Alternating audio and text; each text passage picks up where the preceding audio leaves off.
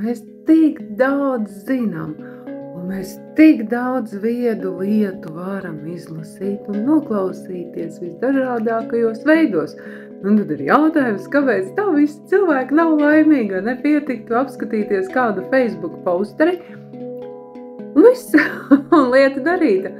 Tāpēc, kā ar zināšanām mums nepietiek, tā ir tā vieta, kur mūsu ceļš turpinās vai viens no mūsu ceļu posmiem, un lai tā gudrība tiešām manifestētos mūsu dzīvē, lai mēs dzīvot pēc tās gudrības, mums ir jāatbrīvo no mūsu šūnām, no mūsu zemapziņas, no visas mūsu sistēmas, no visas mūsu domāšanas sistēmas, kā mēs darbojamies, tas pretējais tai labajai, viedajai un gudrējai lietai.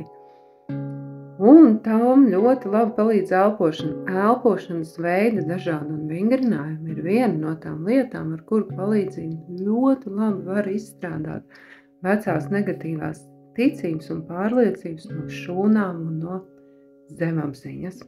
Un, protams, arī klausīties to pozitīvo lietu un to pārliecību visdažādākajos veidos un atkārtot viņu sev. Un jo mēs dažādākos veidos to dzirdam un atkārtojam, jo tas vairāk iesēžas mūsu zemapziņā, jo prāts un zemapziņa darbojas uz atkārtojumu. Tie ir atkārtojumi. Tad atkārtot to pozitīvo un tīrīt ārā negatīvo. Ar atkārtošanu vien arī nepietiek, jo tas tā kā sanāk tā kā vecā smirdīgā miskastē.